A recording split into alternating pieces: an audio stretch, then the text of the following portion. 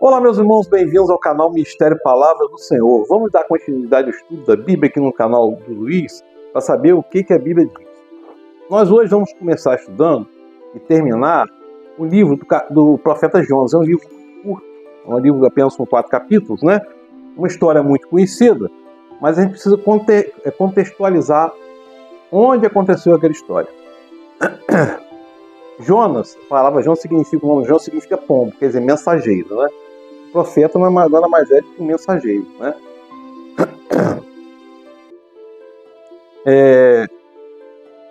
Embora o livro não identifique o autor, mas a tradição atribui ao próprio Jonas a autoria do livro, filho de Amitai, proveniente de Gater, Hefer, em Zebulon, da tribo de Zebulon, tá?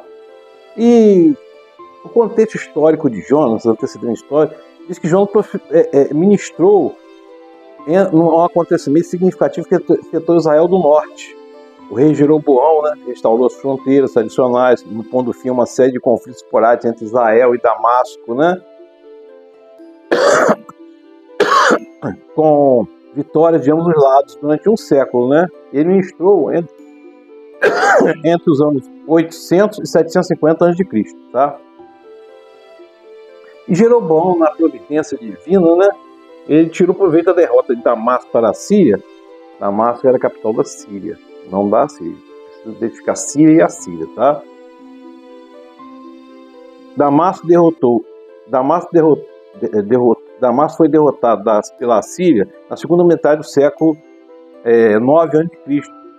Esmagou aquele centro de poder lá, né? Entretanto, meu irmão, minha irmã, depois teve uma campanha da Síria contra Damasco, outra vez em 797, e o rei Jeoás, rei de Israel, conseguiu recuperar o território que tinha sido conquistado pelo rei de Damasco. E a gente perceber que a característica literária desse livro é interessante, porque você vai perceber que, diferente dos outros escritos proféticos, esse livro é uma narrativa que tem uma única missão profética, que é levar a palavra a Nínive, né? A palavra do Senhor veio a Jonas, filho de Amitai, que já é a identificação, com esta ordem: vá depressa à grande cidade de Nínive, pregue contra ela, porque sua maldade subiu até minha presença. Mas Jonas fugiu do Senhor, dirigindo para Tarsis. Desceu à cidade de Jope, onde encontrou um navio. Jope era uma cidade portuária, né? Onde encontrou um navio que se destinava àquele porto. Depois de pagar a passagem, embarcou para Tarsis para fugir do Senhor. E foi para Jope e embarcou para Tarsis, né? E aí a gente tem que entender que Nínive, de acordo com o capítulo de Gênesis 10, 11 e 12, foi a primeira cidade edificada por Nimrod, né? Nimrod, é conhecida como a grande cidade. E por volta de 700 anos antes de Cristo, o rei Senaqueribe fez dela a capital da Síria. Interessante a gente observar isso, né? E assim continuou até a sua queda, né? Que Nínive caiu. O Senhor, porém, fez soprar um vento forte, né? Uma tempestade tão violenta que o barco ameaçava se arrebentar. E o capitão dirigiu-se a Jonas e falou assim: como você pode ficar aí dormindo? Levante-se e clame ao seu Deus.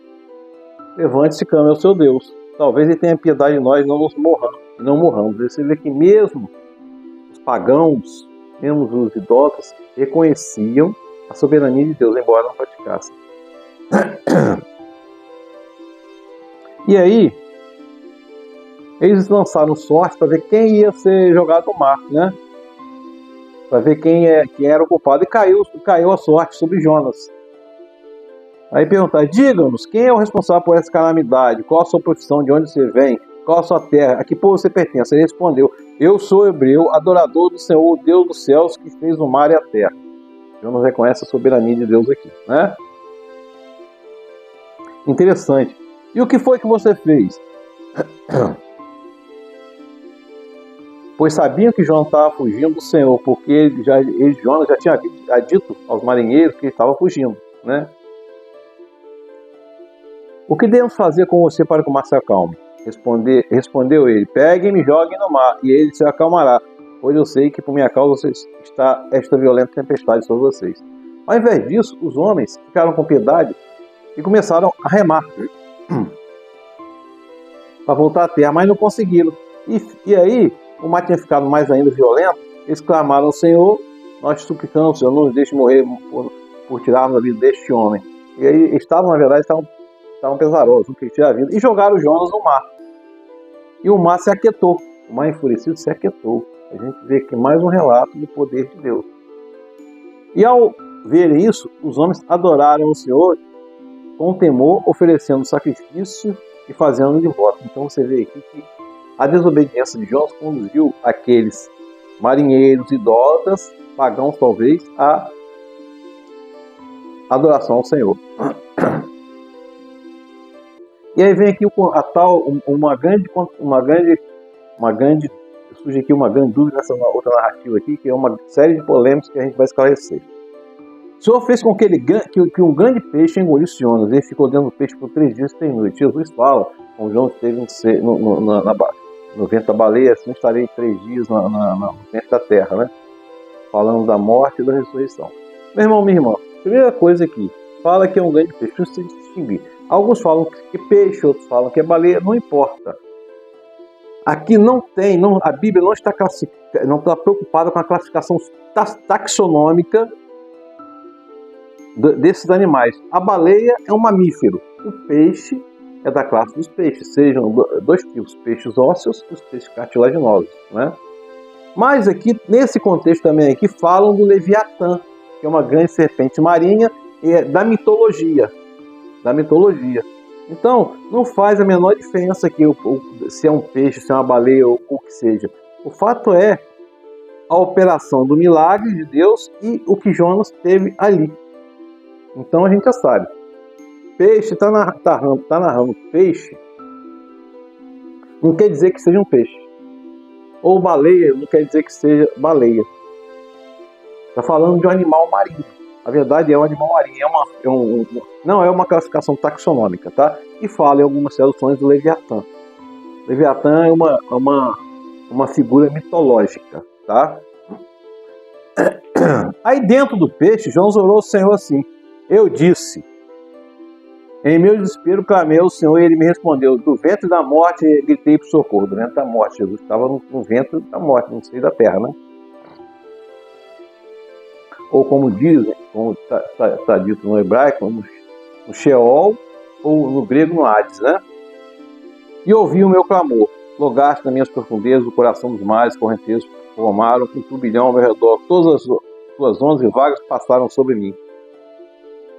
E aqui a gente depois vai estudar por que fala Hades e Sheol, o que é entendido como inferno no Velho Testamento e depois no Novo Testamento em grego, né?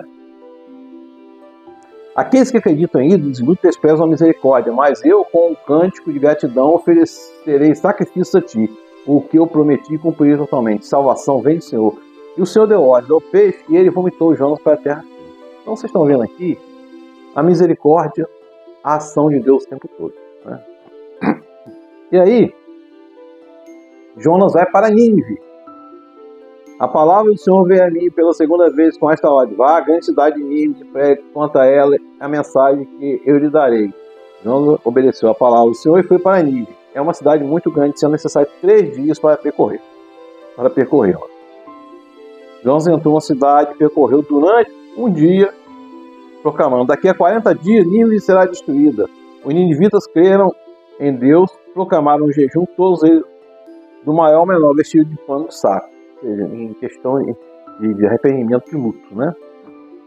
Quando a notícia chegaram ao rei de Nínive, ele se levantou do trono, tirou o manto real, vestido de pano de saco e sentou sobre a cinza. Então fez uma proclamação a Nínive: o decreto do rei e de seu nobre não é permitido que nenhum homem ou animal, boi ou ovelha, provar coisa alguma, não comam nem bebam. Cubam-se de pano de saco, homens e animais, e todos clamem a Deus com todas as suas forças. Deixe seus maus caminhos e a violência. Talvez Deus se arrependa e abandone sua ira, não sejamos destruídos. Não sejamos, tendo em vista o que eles fizeram, como abandonar seus maus caminhos, Deus se arrependeu e não destruiu como tinha ameaçado. naquele instante ali, né? E aí, encerramos o livro de Jonas, vem a seguinte coisa: Jonas se ira, Jonas vai se irar, vai se revoltar contra Deus, questiona Deus como Abacuque questionou Deus também, né? Jonas, porém, ficou profundamente descontente com isso e enfureceu, porque Jonas, entre tudo, ele era nacionalista. Ele não queria que Nínive fosse salva, fosse preservada. Ele queria que Nínive fosse destruída. Ele era um nacionalista. Jonas ficou profundamente descontente com isso e enfureceu-se. Ele orou: Senhor, não foi para isso que eu disse quando ele estava em casa? Foi para isso que me apressei em fugir para Tarsis? Eu sabia que tu és Deus misericordioso, compassivo, muito paciente, cheio de amor, e prometes castigar, mas depois te arrependes. Agora, Senhor, tira a minha vida, eu imploro, porque para mim é melhor morrer do que viver. Olha, você vê aí até o ponto do questionamento de Jonas contra Deus, né? O Senhor lhe respondeu: você tem alguma razão para essa fúria? Jonas saiu, se sentou no lugar a leste da cidade, ali construiu para si um abrigo, sentou-se à sombra e esperou para ver o que aconteceria com a cidade. Jonas estava, na verdade, torcendo contra a cidade, né?